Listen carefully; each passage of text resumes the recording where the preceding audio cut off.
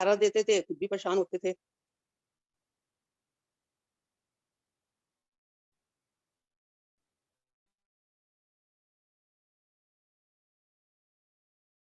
फिर वो बड़ी कोशिश की, धीरे-धीरे अब जैसे-जैसे कोई कहे पंडित के पास जाओ, कोई कहे एस्ट्रोलॉजर के पास जाओ, और कोई थोड़ी देर तो वो दे देता था, पाठ करो, पूजा करो, अनुष्ठान करो, मंत्र जाप करो, यहाँ जाओ, वहाँ जाओ। ऐसे ही करते-करते 1 साल निकल गया। बहुत लाखों रुपए भी खर्चे, भटके भी बहुत, परेशान भी बहुत हुए। फिर मैंने बेटी को बोला कि छोड़, अब तू, कोई फ़ायदा नहीं है इन चीज़ों से, ऊपर वाले पे छोड़ दे, अब तू अपनी जॉब पे ध्यान दे। हम तेरे बच्चे को देखते हैं, जो होना होगा हो जाएगा। आगे का सोच के हम क्यों परेशान हों अभी से, जो चीज़ हमारे हाथ में नहीं, हम छोड़ देते हैं। मैंने अपनी जॉब से भी रिज़ाइन कर दिया, टाइम से पहले रिटायरमेंट ले ली कि मैं अपने बच्चे को देखूँ, ये जॉब।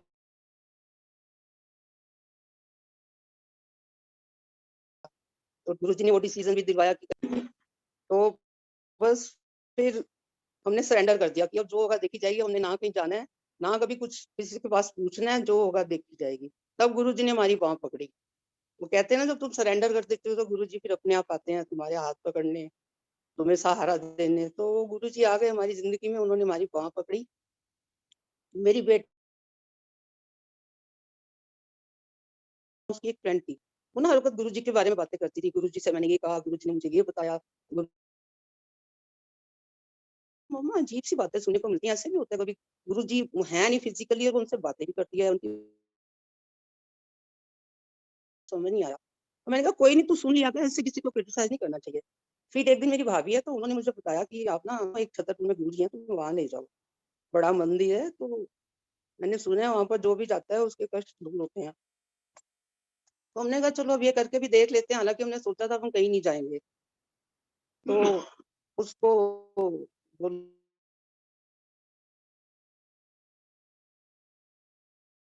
मेरे हस्बैंड उसे ले गए अपने साथ, तो उसको वहाँ जाके बहुत शांति मिली, बहुत अच्छा लगा। तो कहती है कि मम्मा, ऐसा कुछ हो तो नहीं था, लेकिन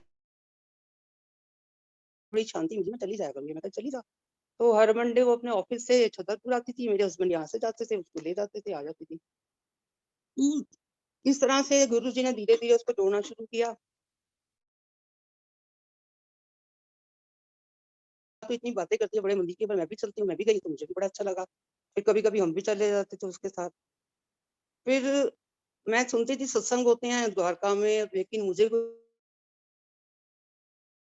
मेरे हस्बैंड को कोई मैसेज आया किसी ग्रुप में कि ऐसे ना वहाँ द्वारका में एक बिल्डिंग है, एरोप्लेन वाली बिल्डिंग, वहाँ एक सत्संग है, तो आप, मैसेज आया था। मेरे हस्बैंड कहते तूने जाना है? मैंने कहा हाँ, हाँ, मैं तो जाऊँगी। तो मेरे हस्बैंड मुझे छोड़ आए वहाँ, मोदी अंकल मिले फिर, और एक वीना शर्मा आंटी थी, वो मेरे साथ ही बैठी हुई थी। तो मैंने उनको बोला कि ऐसे-ऐसे यहाँ और भी सत्संग होते हैं? कहते हैं हाँ, होते हैं। तो मैंने कहा आप मुझे बुला लिया करो। तो उन्होंने मुझे सुमन आंटी का सत्संग बताया कि हर हफ्ते करते हैं, तो आप उनका एड्रेस ले लो, तो मैसेज मैं भेज दिया करूँगी। फिर वापसी में गुरुजी जैसे दौड़ते हैं, मोदी अंकल की गाड़ी में ही मैं आई। तो मोदी अंकल से भी मेरी बात हो गई, उन्होंने मेरे घर तक छोड़ा। तो इस तरह से हमारी गुरुजी से जर्नी शुरू हुई, सत्संग शुरू हुए। तो एक बार मैंने अपनी बेटी को बोला कि चल तू भी सत्संग पे चल। तो कहती क्या बात करते हो मम्मा, मेरी उम्र सत्संग पे जाने की है। मैंने कहा नहीं, एक बार तू जाके देख, तुझे बहुत अच्छा लगेगा। तो वो मेरे साथ गई सुमन आंटी के घर, तो कहती है वहाँ मैं बैठी हुई और ये चल रहे थे शब्द, वो सब लोग आँखें बंद करके बैठे हुए, आगे गद्दी लगी हुई, तो मुझे लगा ये भी सारे ढकोसले हैं, जैसे और मंदिरों में होता है, कीर्तन होता है, ऐसे यहाँ हो रहा है, तो यहाँ क्या अलग है? मम्मी कह रही सत्संग पे चल। खैर वो सोच रही थी, तो उसके बाद मैंने आँखें खोली तो वो थी नहीं अपनी जगह पे, देखा वो गुरुजी को भोग लगा रही थी चाय प्रसाद का।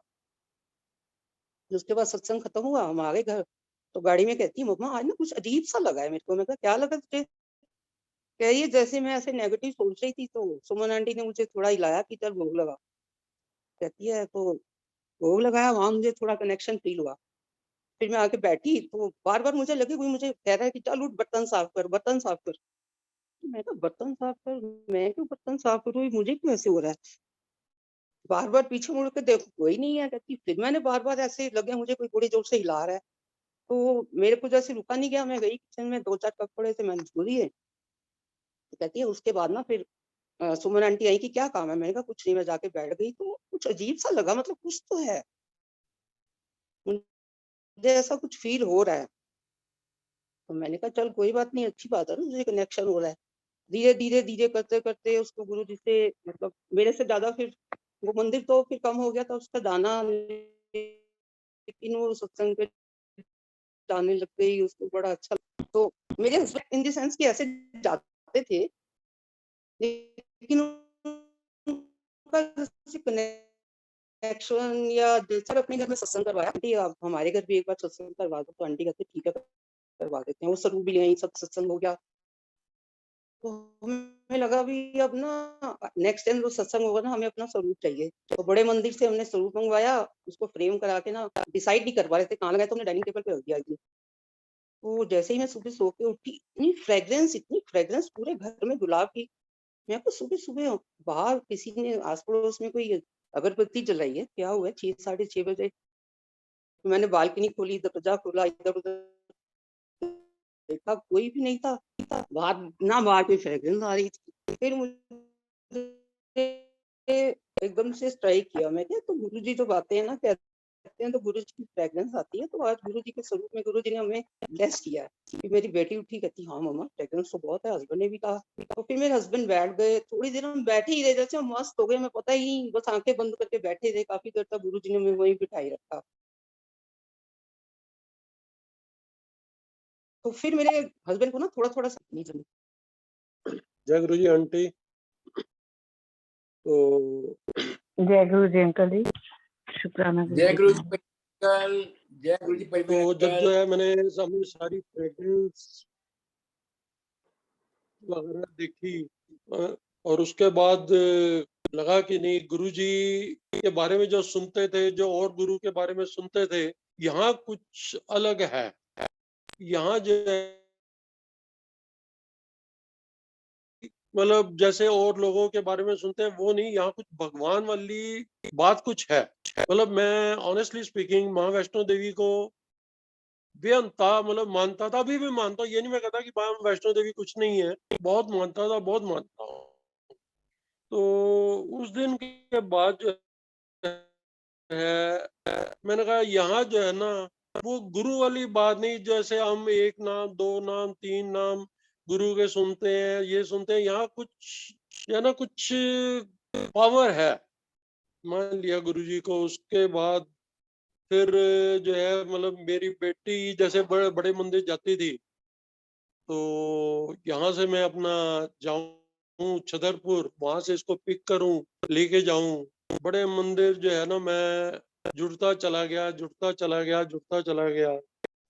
तो अब हम द्वारका दिल्ली के रहने वाले हैं। मेरे एक ऑफिस के कुलीग मतलब मैंने कुछ हालात ऐसे जैसे अभी आंटी ने बताया, कुछ ऐसे बने कि किसी वजह से मुझे ऑफिस से 2004 के अंदर रिटायरमेंट लेनी पड़ गई। मैं ओरिएंटल इंश्योरेंस कंपनी से रिटायर हुआ हूँ। तो तकरीबन 2015 में जैसे हम गुरु जी के साथ कनेक्ट हुए हैं, 2016 या 17 की बात है। तो द्वारका के अंदर एक गुरु जी की संगत है, अनिल गई अंकल, ओरिएंटल इंश्योरेंस कंपनी में अच्छी पोस्ट पे थे, द्वारका में पोस्ट थे। गुरु जी की संगत है, उनकी वाइफ, उनके बच्चे, उनकी बहू, मतलब बहुत कम लोग हैं जैसे कि मतलब गुरुजी को जैसे वो जितना प्यार करते हैं, जैसे गुरुजी उनको प्यार देते हैं। तो एक दिन दोपहर का टाइम, क्योंकि अब मैंने 2004 में वीआरएस ले ली थी, मैं आराम से सोया हुआ। तो अनिल गई अंकल, मैं एक चीज बतानी भूल गया कि इंश्योरेंस कंपनी या चार जनरल इंश्योरेंस कंपनी की चारों कंपनियों के अंदर एम्प्लॉइज दो कैटेगरी में बटे हुए हैं। एक तो वो है जिन्होंने पेंशन ऑप्ट की हुई है, और एक 50% लोग ऐसे जिन्होंने पेंशन ऑप्ट नहीं की हुई। तो मैं उसी कैटेगरी में था जिन्होंने की पेंशन ऑप्ट नहीं की हुई थी। तो एक बार मैं अपना दिन में, क्योंकि रिटायर्ड आदमी था, घर में सोया हुआ था, अनिल गई अंकल जिनकी मैं बात कर रहा हूँ कि गुरुजी की संगत भी है और ओरिएंटल के सीनियर ऑफिसर भी थे, उनका मुझे फोन आया। कहते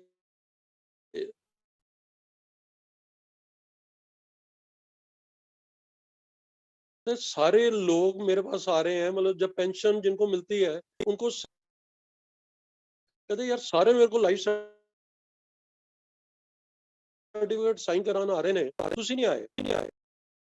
मैं कहा गई अंकल, मैं पेंशन ऑफ नहीं की हुई, इस वास्ते मैं नहीं आया। कहते चलो कोई गल नहीं। करते करते 1 साल निकल गया। अगले साल फिर लाइफ सर्टिफिकेट जो है वो साइन करवाने लोग आए। तो गई अंकल को ये तो भूल गया कि मैंने उनको बोला था कि मैंने जो है ना पेंशन आउट नहीं की हुई। फिर उन्होंने फोन उठाया और फोन कर दिया, कहते कपूर अंकल सारे लोग मेरे को जो है लाइफ सर्टिफिकेट साइन करान आ रहे ने, तुसी नहीं आए। मैं कहा गई अंकल लास्ट ईयर में मेरी आपसे बात हुई थी, मैंने पेंशन आउट नहीं की हुई। अब ये बात हो गई थी शायद 2017 की या 18 की। कहते तुस यार हाँ आपकी मेरी बात तो हुई थी, वो ये क्यों निकल रहा है मेरे मुंह से, लगता है गुरुजी आपको पेंशन देना चाहते हैं। मैं कहा गई अंकल ऐसा है, ठीक है हम गुरु संगत है और इंटर के कुलीग हैं, हमारा आपस में हल्का फुल्का मजाक भी चलता है, लेकिन इस मजाक ही तुसी गुरुजी का ना क्यों ले आ रहे हो। गुरुजी साडे भगवान ने, तुसी भी मनदे हो ਅਸੀਂ भी मनदे आ। कहते नहीं, गुरु जी ने अगर दूसरी बार मेरे मुंह निकलवाया है ना तो गुरु जी तुहानू पेंशन देना चाहते। मैं कहा अंकल मैं 2004 ਦੀ रिटायरमेंट ਲਈ थी है, आज 2018 हो गया है, 14 साल अंकल 14 साल। ਤੁਸੀਂ ਵੀ देखो एक सीनियर ऑफिसर हो, गुरु जी ना लगे ਇਹੋ जी गल मैनू अच्छी नहीं लग रही। कहते मेरा भी मन कह रहा है कि ਤੁਹਾਨੂੰ पेंशन गुरु जी देना चाहते हैं। मतलब अजूबा गुरु जी का भी और कई अंकल का भी विश्वास।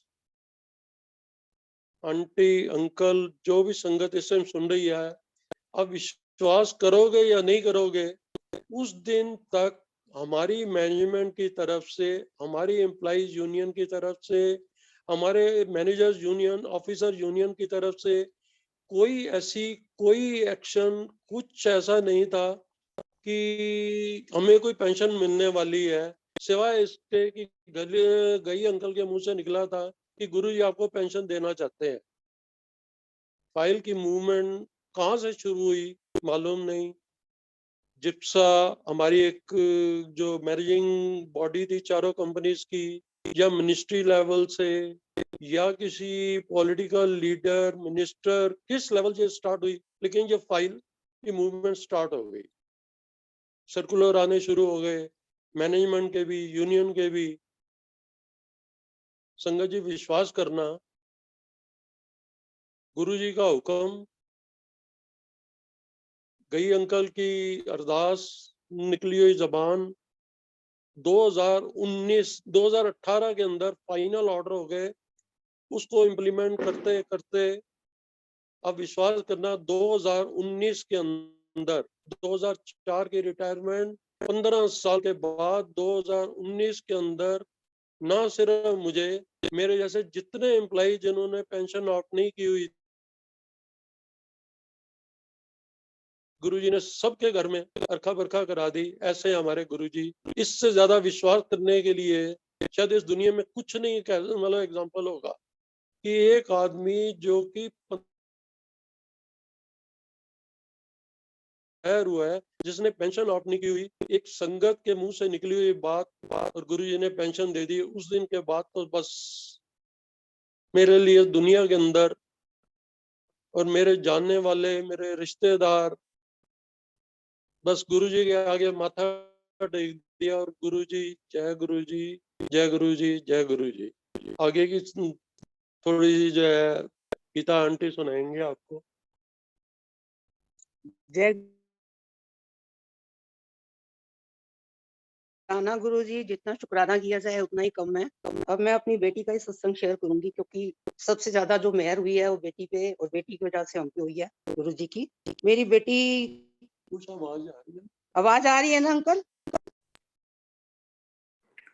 आंटी आवाज आ हेलो, रही है। You are audible aunty. ठीक है, ओके, जय गुरु जी। तो मेरी बेटी को जैसे था, अभी मैं उसको 5 साल की उसकी बेटी हो गई, लेकिन वो अपने फादर के साथ पास नहीं गई। मेरी बेटी हमारे पास ही रह रही थी, जॉब कर रही थी, जैसे भी था चल रहा था उसका। पर उसके मन में ना हमेशा यही रहता था कि मेरी बेटी कल को सोचेगी मैं अपने फादर के पास नहीं गई, क्या प्रॉब्लम थी, क्या शेयर करूंगी मैं उसके साथ, कैसे बताऊंगी। तो वो गुरुजी के आगे अरदास नहीं करती थी, ऐसे कभी कहती नहीं मैंने मांगना नहीं है, क्योंकि जब भी कुछ मांगो वो गलत ही होता है, गुरुजी पे छोड़ दिया। पर उसके मन में कहीं ना कहीं चलता रहता था। अब गुरुजी तो मन की बात भी सुनते हैं सबकी, चाहे तुम अरदास लगाओ या ना लगाओ। तो कुछ ऐसे हालात बने कि उसके हस्बैंड ने अपने आप ही बोल दिया कि उसको ले गया।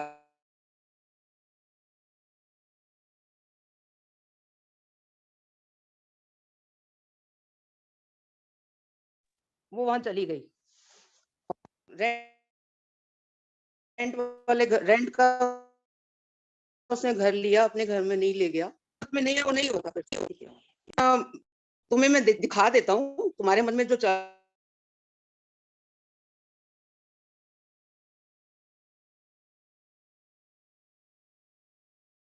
रहा है उसका डाउट क्लियर कर देता हूँ।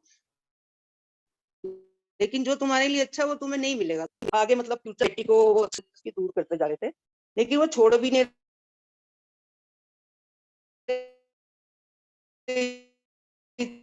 थी उसको, कहीं ना कहीं अटकी हुई थी। अपॉर्चुनिटी पहले भी मिल रही थी, वो जाती नहीं थी। तो वो कंपनी से उसको बार बार कॉल आ रहा था कि तुम्हारे को ना नॉमिनेट कर देते हैं। अब जब भी लोग कहते हैं हमें नॉमिनेट करो, उसको बार बार फोन आ रहा था हायरिंग मैनेजमेंट से। वो कहती मम्मा मैं छोड़ छाड़ के कैसे जाऊँ, अभी तो मैं वहां गई हूँ। मैंने कहा तो अप्लाई कर दे, गुरु जी की मर्जी होगी। वो बार बार तुझे फोन करा,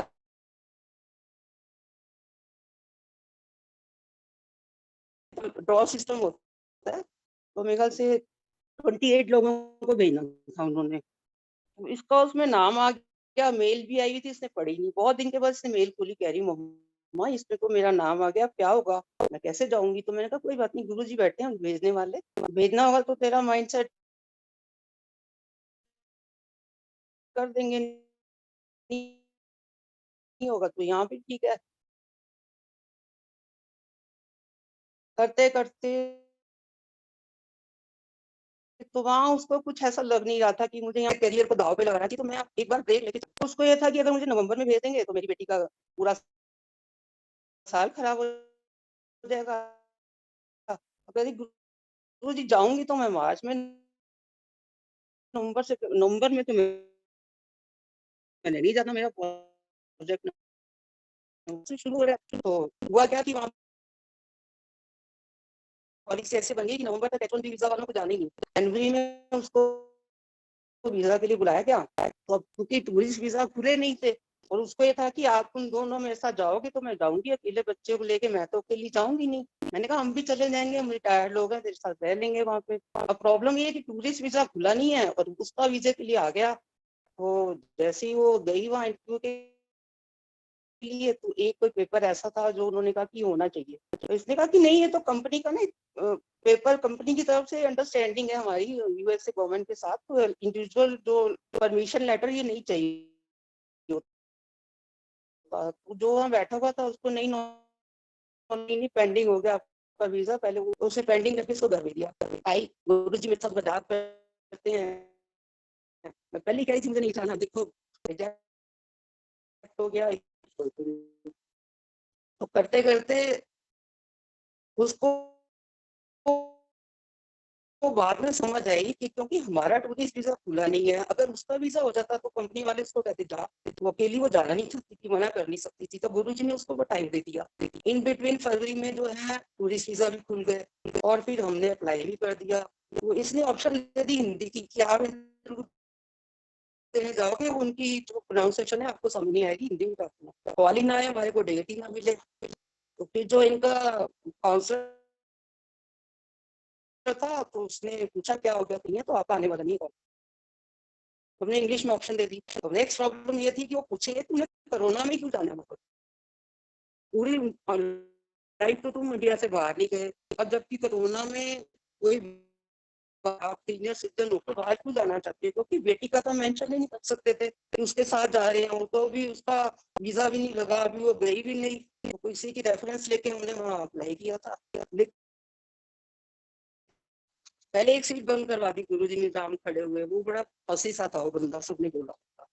फिर दूसरी सीट पे खड़े, दूसरी विंडो पे खड़े हुए, तीसरी विंडो पे गए, वहां वो इतना सही बंदा था, अंकल जी कह रहा है इनको, जबकि वो अंग्रेज लोग तो सर और मैम बोलते हैं, वो अंकल जी करते। उसने कोई हमारा पेपर नहीं देखा, कोई हमारे को क्वेश्चन नहीं किया, 2-4 चीजें पूछी और पासपोर्ट रुकते, चलो भाई 1 हफ्ते बाद अपना ले लेना। गुरु जी हमारा वीजा भी लगवा दिया, चलो जी बेटी की ये भी प्रॉब्लम खत्म हुई। उसके बाद वो एक वैक्सीनेशन लगती है IVM वालों की तरफ से, वो जबकि और कंपनी ने बंद कर दिया, तो इसको मेल आ गई कि नहीं वो वैक्सीनेशन ना कोरोना है तो मैंडेटरी नहीं है, कोई जरूरत नहीं है, इसने नहीं लगवाई। बाद में उन्होंने अपडेट करा हुआ, इसने वो देखा नहीं। तो जब ये वहां पर गई, अपने सारे डॉक्यूमेंट भेजे कि अपडेट्स के लिए भाई मेरे को सैंक्शन दे दो, तो उन्होंने कहा आपका तो वैक्सीनेशन वाला सर्टिफिकेट नहीं है। कहती है आपने तो उसमें लिखा होगा, कहता नहीं आपने बाद वाली मेल नहीं पढ़ी, उसमें कहा कि अब लगवाना है। अब नेक्स्ट डे तो लास्ट डेट थी टिकट मंगवाने की, उसके पास वो 2 दिन बाद रिपोर्ट आती है उसकी। हमने बड़ी लैब में गए, बड़ी वहां पर हमने रिक्वेस्ट की, पूरी सिचुएशन बताई, उसने कैरियर का बताया, कोई माना नहीं। कैरियर देखो मेरा काम रुकना ही होता है, मुझे पता ही था कहीं ना कहीं रुकावट आएगी। तो फिर एक कजन है अनिल धवन, वो भी गुरु जी की बहुत अच्छी संगत है, तो उनका फार्मेसी का काम है, तो उनका डील होते रहते इन लोगों से। हमने उनको बात की, हमने कहा ऐसे ऐसे बहुत प्रॉब्लम आ गई है, 1 दिन में चाहिए, तो कहते अच्छा मैं देखता हूँ। और खुद उस दिन कोई ऑपरेशन करवा के आए थे, तो उनकी तबीयत बहुत खराब थी, तो उन्होंने हाँ तो कह दिया, उनको लगे मैं जाऊँ कैसे, तो गुरु जी कहते मुझे गुरु जी बार बार के ऐसा काम कराना है, तू ऐसा काम कराना है जो मर्जी कर। कहते बार बार मुझे गुरु जी का ना ऐसे मैसेज आए, तो मैंने अपने बेटे को बोला कि चलो, कहता पापा मुझको पानी रहे, तो गुरुजी ने मुझे ठीक भी कर दिया, मैं उसके साथ चला भी गया। तो मेरा एक फ्रेंड था, उसके लैब थी वहाँ बेटे के लास्ट में, डॉक्टर है ना, तो मैंने उसको बताया, वो कह रहा थोड़ी डिटेल भेजो, ऐसा क्या मैं करता हूँ। उन्होंने उसको डिटेल दी, 5 या 10 मिनट में उनका फोन आया कि तुम्हारा सर्टिफिकेट है, साइन लगा दो। शाम को उनका सर्टिफिकेट आ गया और उसने एक मिनिट भेज भी को दिया, लाइट चले वो एग्री भी कर लिया उन्होंने। उसके बाद সব उसके बाद ৰখাই দিলে ইয়াত দেখোন পুলিচে ৰখাই দিলে सर्टिफिकेट भी आ गया, सब कुछ मतलब।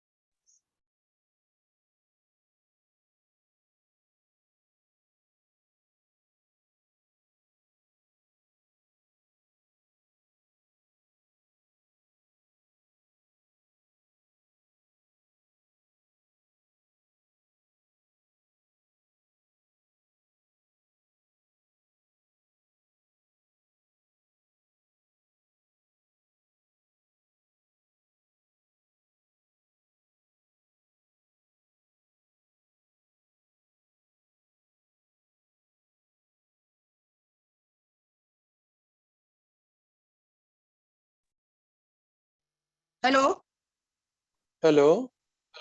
हाँ जी आंटी, आवाज आ रही है मेरी? हेलो जय गुरु जी आंटी, बहुत डिस्टरबेंस है आंटी। आंटी बहुत डिस्टरबेंस है आंटी। नहीं आंटी बहुत डिस्टरबेंस आ रही है। कहाँ से आ रही है? इधर तो कोई भी नहीं है आसपास, किसी ने या तो अनम्यूट किया हुआ है। अब आपकी क्लियर आवाज है आंटी। मेरी तरफ तो कोई भी नहीं, आसपास खाली है। या तो किसी संगत का अनम्यूट है, तो प्लीज संगत जी आप अनम्यूट है कर किसी दीजिए। संगत का हो सकता है।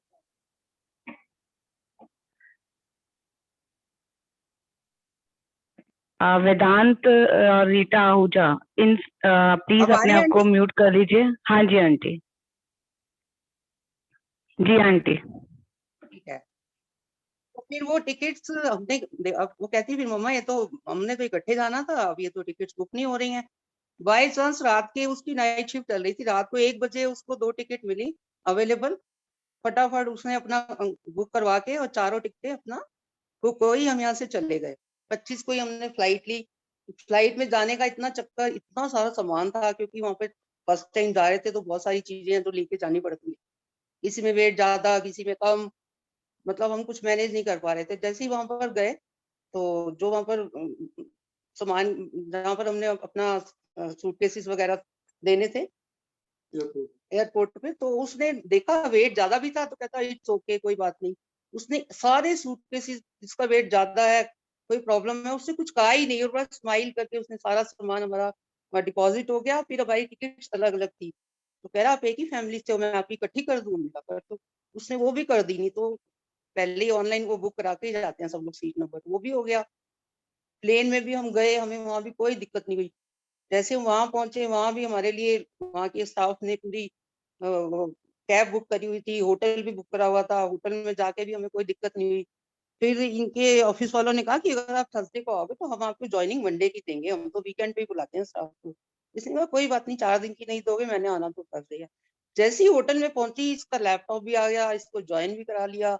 4 दिन की इसकी सैलरी जो नहीं मिलनी थी वो भी मिल गई। फिर इसको फ्लैट ढूंढना था, कि हम साथ गए थे तो 2 BHK ही चाहिए मम्मा।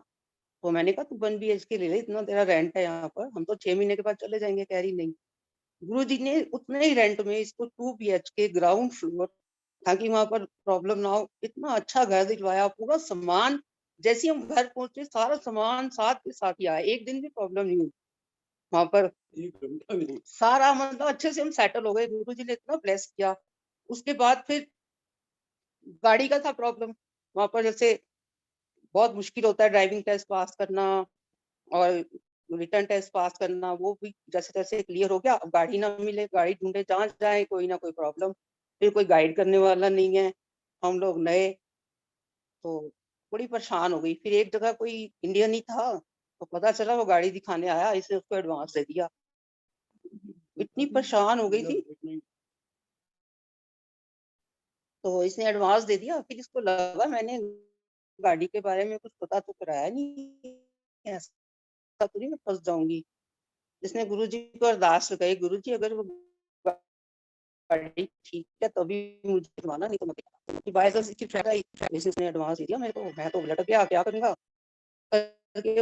उसने से कहा हो गया मेरा एडवांस भी गया। थोड़े दिन आया, मेरी ना गाड़ी बिक गई है, तो आपने जो मुझे पैसे दिए थे ना, मैं आपके घर वापस दे जाऊंगा। मतलब एज इट इज, नहीं तो वहां पर ऐसा होता ही नहीं, कोई ऐसे एक बार एडवांस दे दो गाड़ी की उसके लिए, तो कोई वापस नहीं देता। तो सारे इसके कुलीग हैरान हो गए, तुझे घर आके वापस दे गया, ऐसा कैसे हो गया। इसने कहा मेरे गुरुजी है ना, तो वो सब काम कर देते हैं। फिर बड़ी परेशान हो गई, कह रही गुरुजी अब मैंने कहीं गाड़ी देखने नहीं जाना, आप मुझे घर बैठे ही गाड़ी भेज दोगे तो मैं ले लूंगी, तो मैंने नहीं लेनी। 1 हफ्ता इसमें ना शांत होकर बैठ गई। 1 हफ्ते बाद ही इसका किसी का फोन आता है कि एक बंदा दिल्ली जा रहा है, हमारे ऑफिस का ही है, तो उसने गाड़ी देनी है, वो तेरे को दिखाने आ जाएगा, तू देख ली। घर आके दिखा गया, घर आके गाड़ी दे गया, घर आके पेमेंट ले गया, पेपर बनवाने भी साथ ले गया। तो गुरुजी ने पूरा काम जैसे हाथ पकड़ के इसके सारे काम करवा दिए। फिर हम लोग यहाँ वापस आ गए।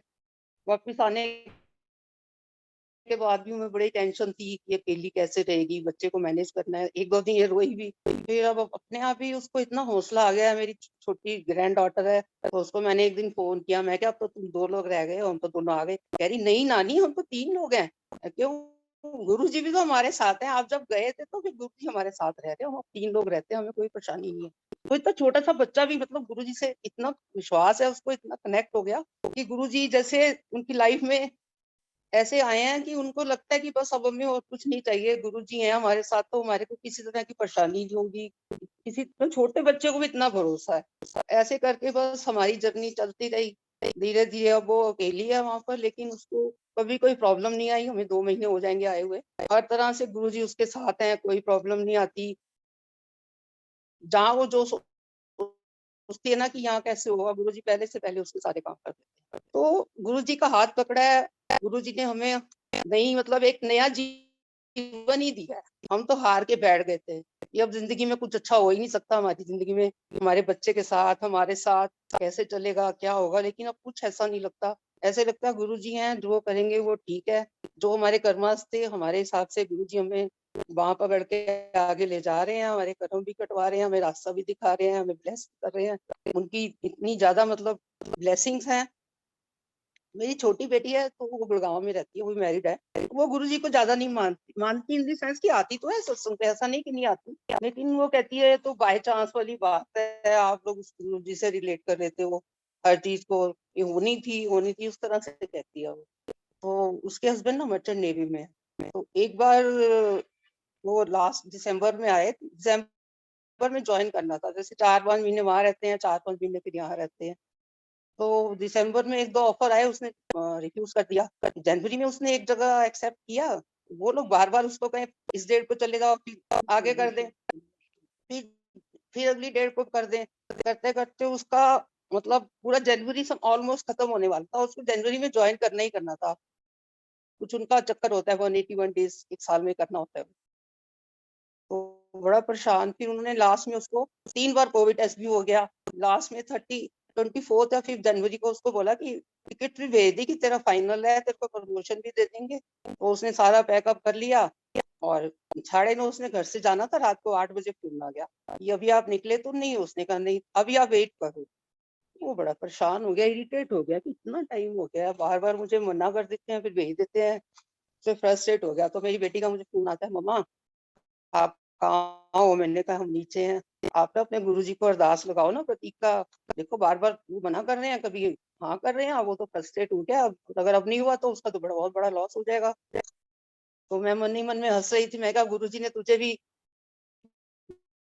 महसूस कराया ना कि मैं हूँ। मैंने कहा कोई बात नहीं, हम अरदास लगाएंगे, तू फिक्र मत कर। हम ऊपर आ गए, फिर मैंने गुरुजी को अरदास लगाई। ये भी याद आया कि गुरुजी कहते मांगना नहीं चाहिए कुछ। तो मैंने गुरुजी को बोला, गुरुजी देखो अगर उसका वहां जाना ठीक नहीं है यहाँ पे, इससे तो बेशक मत जाने देना, फ्रस्ट्रेट हो जो मर्जी हो। और अगर फिर मैंने उसको 2 घंटे बाद फोन किया। मैंने कहा गया प्रतीक? मैंने कहा बस पाठ कर रही थी, मुझे ऐसे लगा कि हो जाएगा उसका। मैंने कहा बस तू जय गुरु जी बोल। कह रही है जय गुरु जी मम्मी। मैंने कहा देखा ना, तू कह रही थी बाय चांस होता है सब कुछ। तो गुरु जी ने तेरी बात को तुझे रियलाइज कराया कि सब कुछ बाय चांस नहीं होता। जिंदगी में कुछ चीजें ऐसी होती हैं जो गुरुजी ही करते हैं, वो तुम्हें रियलाइज भी कराते हैं कि मैं हूँ और मेरे को तुम महसूस करो कि धीरे धीरे मेरे से कनेक्ट हो जाओगे। तो अब वो भी गुरुजी को मानती है, कोई बात होती है तो कहती है आप गुरुजी से बोलो ना। मैं कहा तुम खुद अरदास लगा, कहती है आप समझते हो ना, आप गुरुजी को बोलो। मैंने कहा ठीक है अभी हम लगा देते हैं अरदास।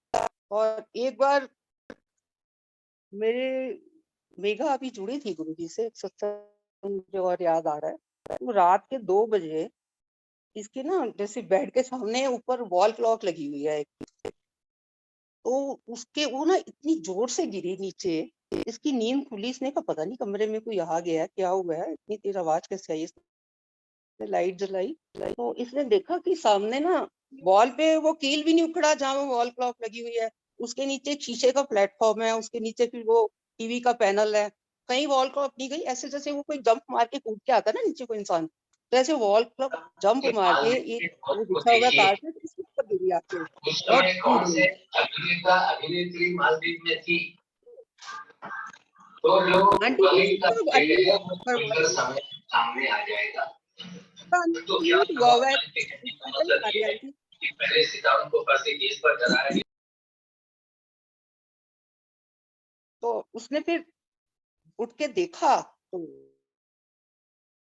वो बड़ी देर देखती रही कि कील भी नहीं टूटा, और घड़ी अगर किसी वजह से गिरती भी तो सीधी गिरती है, कूद के कैसे आ गई। तो उसने फिर मेरे को फिर सुबह उठी तो मेरे को दिखाया, मम्मा ये क्या किया। बार बार कोई बीच में डिस्टर्ब कर रहा है। आवाज आ रही है आंटी मेरी? हेलो। हाँ जी आंटी, आपकी आवाज आ रही है, लेकिन किसी को कोई संगत है जो अनम्यूट है। हाँ, समझ नहीं बार आ बार रहा वो बीच में कौन है। आता ही है। सुरेश वासन अंकल प्लीज आप देखिए। हाँ कर दिया म्यूट जी। आंटी आप करो, कंटिन्यू करो।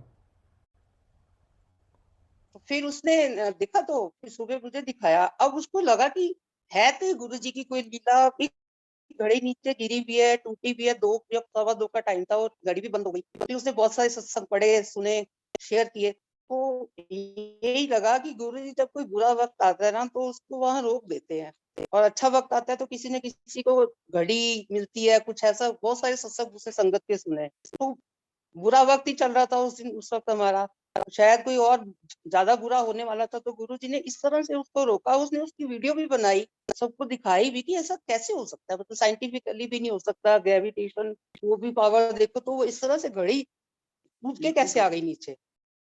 तो इस तरह से गुरुजी ने बहुत सारे मतलब ऐसे छोटे छोटे कई सत्संग किए हैं। उसकी बेटी का एडमिशन नहीं हो रहा था स्कूल में, वो चाहती थी मेरा उसी स्कूल में हो जाए, लेकिन वहां पर था कि क्रिश्चियंस और डिफेंस वाले जो डिफेंस पर्सनल थे उनके बच्चों का एडमिशन होता था। फिर वो कॉन्वेंट स्कूल था।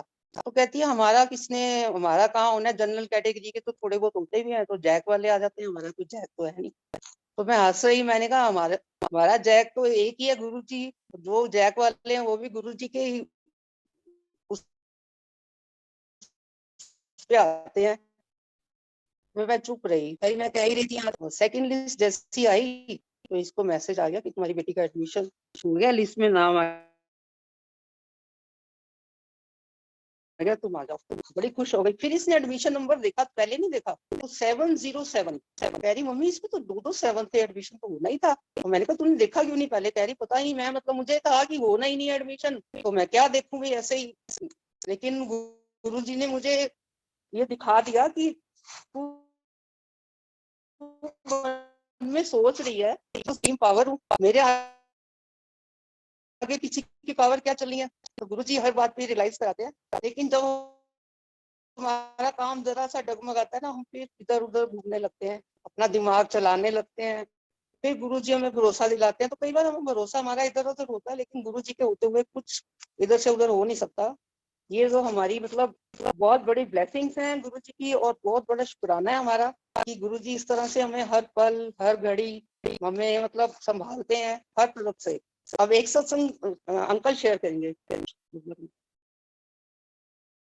जय गुरु जी। आंटी अभी जैसे आंटी ने बताया कि यूएस हमारा जाना हुआ,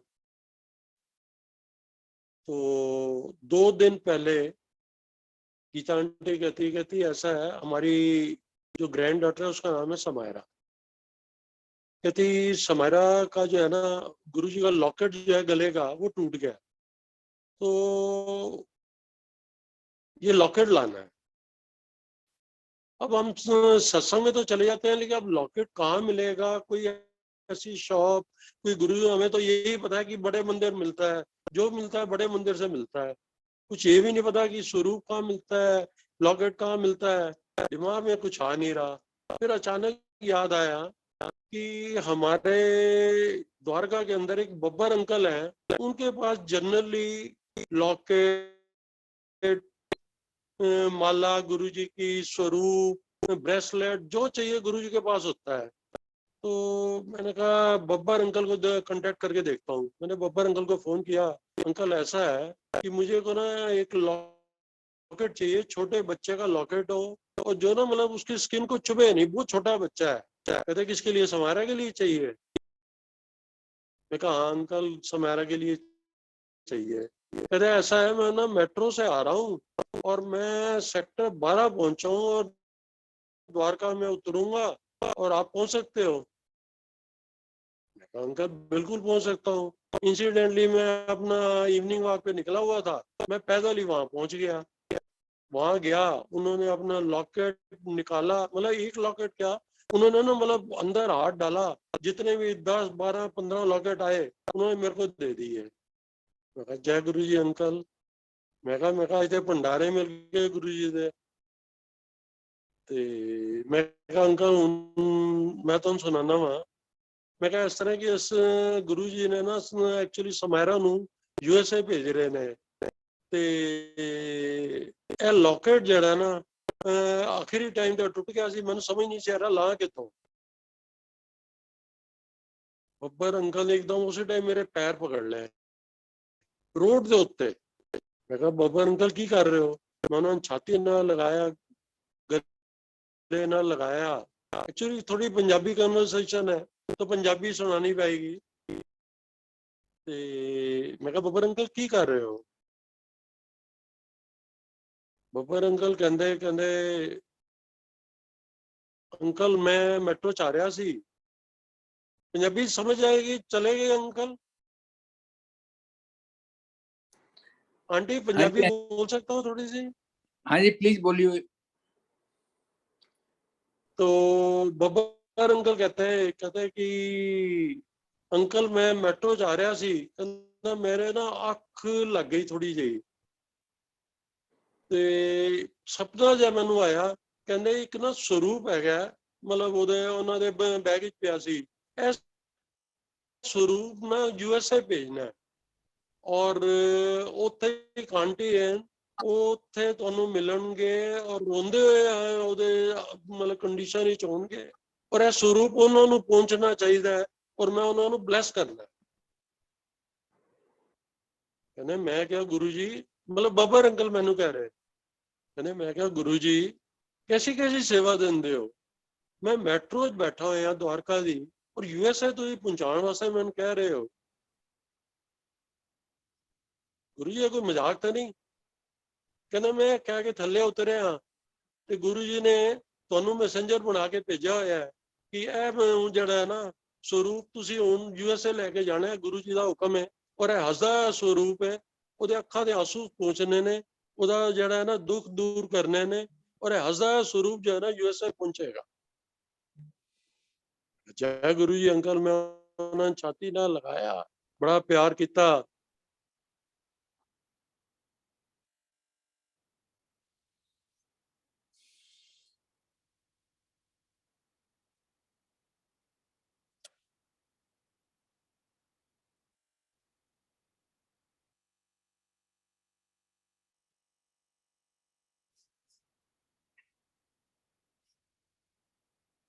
सेवा बख्शी है। उस तो बाद जड़ा है मैं स्वरूप गुरु जी ने एक हुक्म किया है ते स्वरूप मैं आंटी ने देता उन्होंने अपना संग सत्संग सुनाता। आंटी गीता आंटी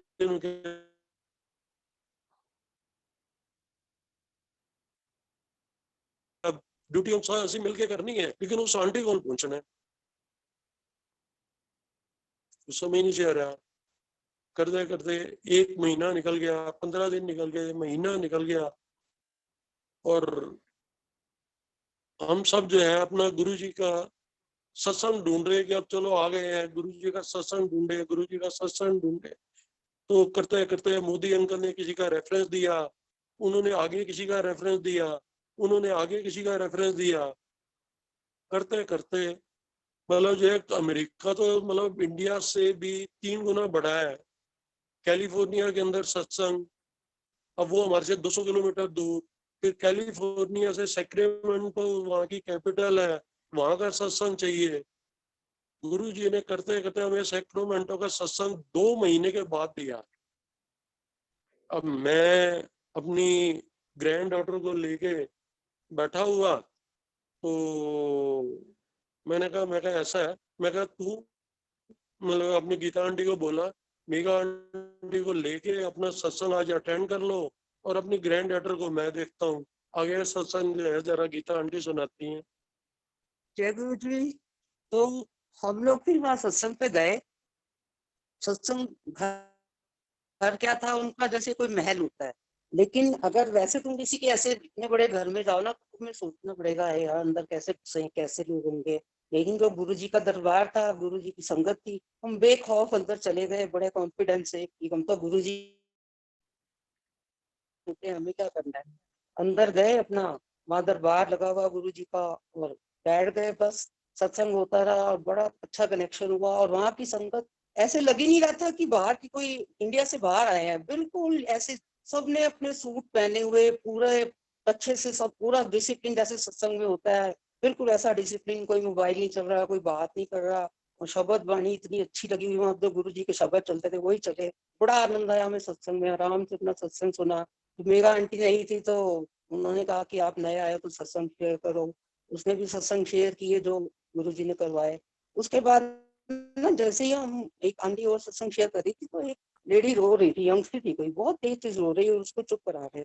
जिनके घर सत्संग था वो भी और एक आंटी और। तो हम देखते रहे, हमने कहा पता नहीं कौन है, क्यों रो रही है। खैर सत्संग शेयर होती रही, लंगर प्रसाद भी शुरू हो गया। तो फिर मुझे मेगा मैंने पूछा कि ये क्यों रो रही है। तो मेगा कहती है आंटी मम्मा आपको याद है बब्बर अंकल ने जो स्वरूप दी थी आप लाए हो। मैंने कहा हाँ।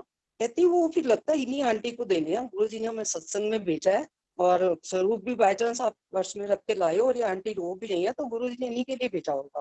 मैंने कहा हाँ ये तो मैं भूल ही गई थी। फिर मैंने वो स्वरूप निकाला और पहले मैं गई, मैं कहा क्या हो गया आंटी को। कह रहे इनकी ना शादी 2-2.5 साल पहले हुई है, दिल्ली से आई है ये, और आई भी जहाँ हम पहले रहते थे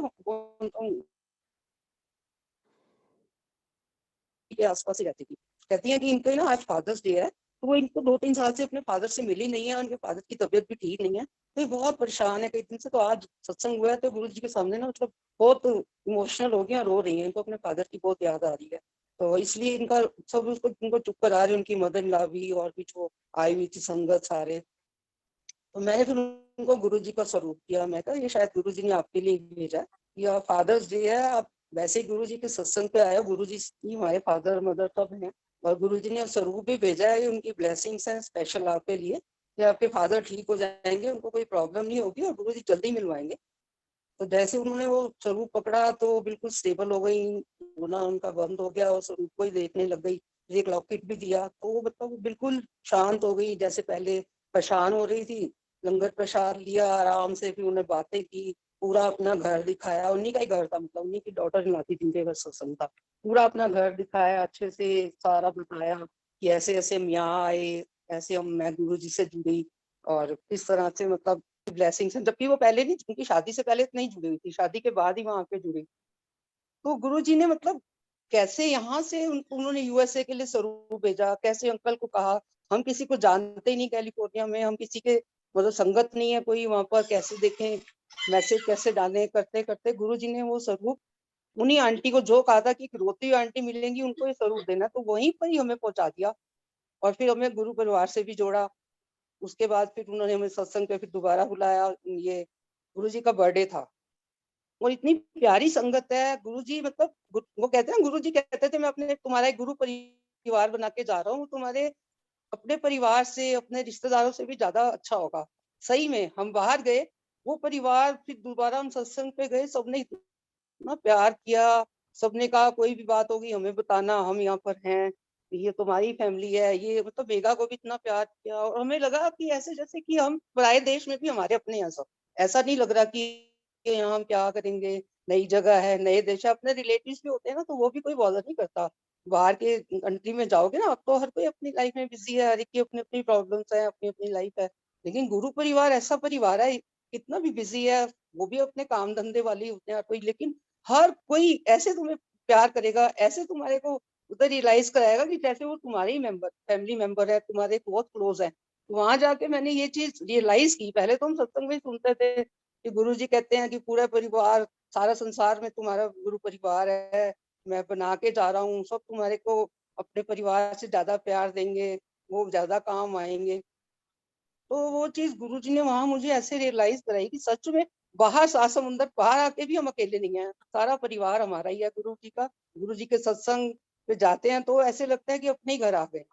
हमें कहीं फील नहीं होता किसी तरह की, हमारे को मतलब ऐसे हिचक नहीं होती, हेजिटेशन नहीं। तो हम किसी के घर नए किसी के ऐसे जाते हैं तो हमें थोड़ी हेजिटेशन होती है, अच्छा लगेगा बुरा लगेगा, जाना चाहिए नहीं जाना चाहिए। गुरुजी ने इन सब चीजों से ऊपर कर दिया है।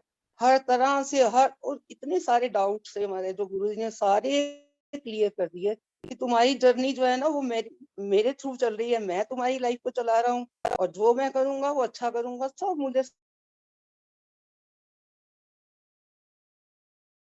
हमने तो जिस दिन सरेंडर किया हमारे अंदर हर वक्त इनसिक्योरिटी रहती थी, गुरु ने सबसे बाहर निकाल दिया। कुछ ऐसा नहीं लगता कि क्या करेंगे, कोई गलत तो नहीं हो जाएगा, हमारी लाइफ में प्रॉब्लम तो नहीं आ जाएगी। ऐसे लगता है आएगी भी तो हमारे कर्मा से गुरु जी कटवाएंगे, उनकी मर्जी से आएगी तो कुछ गलत नहीं होगा। और सब संगत, मतलब सारी संगत के साथ मैं तो यही कहूंगी कि हर कोई गुरु जी को सरेंडर करता है। हम हाथ पैर मारते हैं ऐसी बात नहीं है, पहले हम कोशिश करते हैं रिश्तेदारों के थ्रू, अपने सोर्स के थ्रू, फिर ये पंडितों के थ्रू, जो भी हमें मतलब बताते रहते हैं लोग, हम हर जगह जाते हैं, भूल जाते हैं कि कोई एक सुप्रीम पावर भी है, उनके बिना कुछ नहीं होना। लेकिन जब सब तरफ से धक्के खा लेते हैं, सब तरफ से हमें निराशा मिलती है और टाइम भी खराब होता है हमारा, और हमारा माइंडसेट भी खराब होता है, फिर हम सरेंडर करते हैं। तो सरेंडर ही हमारी लाइफ का सबसे अच्छा एक समझ लो कि मोड़ है। उसके बाद ही हमारी जिंदगी जो है ना वो अच्छी बनती है। हम किसी बात से परेशान नहीं होते। छोटी सी उस दिन गाड़ी में जैसे कुछ लग गया तो हमें लगा कोई बात नहीं, छोटे में टल गया, क्या पता बड़ा एक्सीडेंट हो जाता, क्या पता कोई बड़ा नुकसान हो जाता। तो हर नुकसान हमें नुकसान ही नहीं लगता, हर बीमारी हमें बीमारी नहीं लगती, कोई तकलीफ हमें लगता है छोटे में निकल गया। गुरु जी ने मतलब इस तरह का बना दिया कि हर परेशानी को हम ये सोच के कहते हैं कि गुरु जी ने छोटे में काट दिया, बड़ा भी तो हो सकता था। इस पहले कुछ हो जाता तो भाई ऐसा क्यों हो गया, मेरे साथ ही क्यों हो गया, ऐसा हो जाता तो क्या होता, वो सारे डर निकाल दिए, हर तरह की परेशानी निकाल दी, हर तरह की मतलब सबसे ज्यादा हम इनसिक्योर थे अपनी बेटी को लेके, क्योंकि हर पेरेंट्स को लगता है इस एज के बाद हमारे बच्चे अच्छे सेटल हो गए, अच्छे पढ़ गए, शादी हो गई, उसके बाद इतना बड़ा हादसा हो जाए तो ऐसे लगता है लाइफ खत्म। लेकिन गुरु जी ने इतनी बड़ी प्रॉब्लम से हमें निकाला, उनका बहुत, मैं तो दिन रात चलते फिरते सोते जागते शुक्राना ही करती रहती हूँ। गुरु जी आपने हमें संभाला, नहीं संभालते तो हम पता नहीं कहाँ जाते। वो जो गुरु जी का शब्द चलता है ना, जो तू ना पड़दा सैडी बांस और जाना सी, तो वो लगता है वो हमारे लिए ही बना है वो शब्द। मतलब जब भी मैं सुनती हूँ मुझे लगता है गुरु जी शायद वो शब्द आपने हमारे लिए ही बनाया है कि अगर आप नहीं पकड़ते वहां तो हमें नहीं पता था हमारा क्या होता। ऊपर से हम स्ट्रांग बनते थे, बेटी भी प्रिटेंड करती थी, हम भी लोगों के आगे, लेकिन अंदर हमारे क्या चल रहा था वो हम नहीं जानते।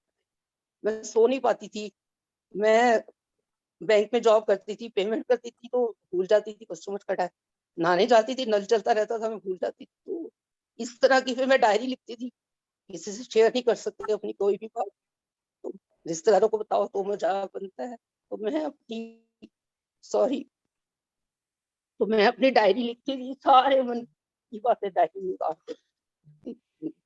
तो हस्बैंड से करती तो पहले ही इतने ज्यादा अंदर से वो भी इमोशनल थे, बेटी से क्या। तो जब गुरु जी की शरण में आए, ना कभी डायरी लिखनी पड़ी, ना किसी से शर्म आती थी लोग क्या पूछेंगे क्या हुआ, ना किसी से कोई परेशानी होती थी। हर चीज में फिर गुरु जी दिखते थे। गुरु जी आपने इतना ब्लेस कर दिया, इतना मान शांत कर दिया। जो चीजों में इतनी परेशान करती थी अब कोई परेशानी नहीं होती, वो चीजें बेमानी है। अब आप हो हमारी जिंदगी में तो कुछ हो गलत होगा ही नहीं, जो हुआ भी है गलत तो हमारे कर्मा से, शायद उससे भी ज्यादा होता। मुझे आपने इतने भी हमें बचा दिया, तो हम बस सब शुक्राना ही है गुरु जी का। मैं तो यही कहती हूँ कि शुक्राना करते रहो और गुरु जी जैसे कहें वैसे चलते रहो उनके वचनों पर, कोई जिंदगी में परेशानी नहीं आनी, हमारे कर्म भी कट जाएंगे, हमारी लाइफ भी अच्छी हो जाएगी। और जो भी हम गुरु जी से मांगेंगे, गुरु जी हमें मांगते नहीं फिर भी हमारे मन में कुछ कुछ चलता रहता है, गुरु जी वो भी हमारा पूरा करते हैं। हर तरह से वो हमारे साथ है, तो उन्होंने ऐसे बाह पकड़ी हुई है कि वो जहां भी ले जाएंगे हम आंख बंद करके उनके पीछे पीछे हैं। तो मैं तो दिन रात शुक्राना करती हूँ, हर वक्त शुक्राने के अलावा और कुछ नहीं है देने को हमारे पास गुरु जी के लिए। बस यही मेरे सत्संग है, और भी बहुत सारे हैं, कभी फिर आप मौका दोगे तो मैं, गुरु जी बुलवाएंगे तो मैं फिर शेयर करूंगी। अभी मैं थोड़ा इमोशनल हो रही तो मैं बोल नहीं पा रही। जय गुरु जी, जय बस गुरु गुरु जी जी सबसे मेहर करें, जय खुशियां करे, सबको खुशियां दे गुरु जी, सबकी भूले माफ करें, सबकी भूले बख्शाएं, सबको सही राह दिखाएं। बहुत बहुत शुक्राना आपका गुरु जी, बहुत बहुत अनंतम शुक्राना, घड़ी घड़ी शुक्राना। जय गुरु जी अंकल, आपका भी बहुत शुक्राना। गुरु जय जी ने गुरु जी। आपके थ्रू आपको माध्यम बनाया, मेरे को अपनी बात शेयर करने का मौका दिया, आपका बहुत शुक्राना। सारी संगत जय का बहुत शुक्राना। जय गुरु जी गीता आंटी, जय गुरु जी गीता आंटी, जय गुरु जी परवीन अंकल। आप दोनों ने अपने अपने सत्संग शेयरिंग की है, बहुत ही जय मैसेज मिले हैं, बहुत सुंदर शब्दों में आप दोनों गुरु जी से के प्रति पूरी तरह से समर्पित हैं। ये हमको दिख गया है, सबको दिख गया है। बहुत अच्छे सेवादार हैं आप। Over to you Modi uncle, 2 शब्द संगत के बोलेंगे प्लीज मोदी अंकल। शुक्राना गुरु जी महाराज, बहुत बहुत शुक्राना। शुक्राना पार ब्रह्म परमेश्वर निरंकार अकाल पुरुष सदगुरु गुरु महाराज जी, आपका शुक्राना शुक्राना शुक्राना, अनंतम शुक्राना, दंडवत प्रणाम। पहले तो गीता आंटी को कल उनका जन्मदिन था और वो नैनीताल गई हुई है कल से, आज भी नैनीताल में ही है। उनको सब गुरु महाराज की तरफ से, साथ संगत की तरफ से, सुरेश वासन जी उनकी पूरी टीम की तरफ से बहुत बहुत बधाइयां हो। गुरु महाराज का आशीर्वाद रहे उन पर और उनके पूरे परिवार पर, उनकी बेटी, दोनों बेटियों पर और उनके बच्चों पर भी। शुक्राना आपका, ये बहुत बहुत सारी अंतर संगत का शुक्राना। गुरु जी गीता आंटी जब एरोप्लेन में सत्संग था, वहां 700 के करीब संगत गई थी और जब सबसे पहले इनसे मुलाकात हुई और कैसे गाड़ी में बैठ के उनको छोड़ा गया, उसके बाद ये सुमन आंटी के यहाँ आती थी और चुप होके बैठ जाया करती थी। और उनके यहाँ हर वीकली सत्संग होते थे, क्योंकि द्वारका में कोई भी सत्संग होता था तो गुरुजी मुझे हर सत्संग में बुलाते थे, चाहे 1 हो, चाहे 2 हो, चाहे 3 हो, 4-4 सत्संग में भी मैंने एक दिन में अटेंड किए हैं। गुरु महाराज की कृपा से 2 सत्संग तो कई बार किए हैं और पूरी एनर्जी देते थे गुरुजी। अच्छा, गीता आंटी जब वहां आती थी तो चुपचाप होके बिल्कुल साइलेंस में बैठ जाया करती थी और आंखें बंद। तो मैं कहता ये बड़ी संगत, ये जो है मतलब और बहुत सी संगत बोलती थी, जरा मजाक भी करती थी, तो मुझे पसंद नहीं था ये सब बोलना चालना इस तरह का। मैं भी शांत में रहना चाहता था कि सत्संग में जाओ, चुपचाप पहले जाओ, अटेंड करो, वापिस आ जाओ। तो ये कोई सत्संग छोड़ती नहीं थी और चुप होकर बैठती थी और इसमें आंखें बंद कर लेती थी। तो मैंने देखा ये बहुत प्यारी संगत है, बहुत ही प्यारी संगत है।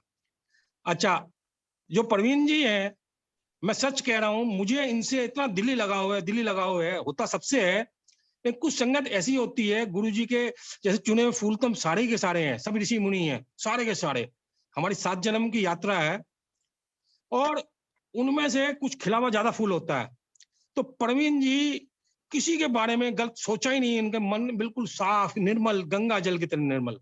और मुझे इनसे सचमुच में दिली लगाओ बहुत ज्यादा।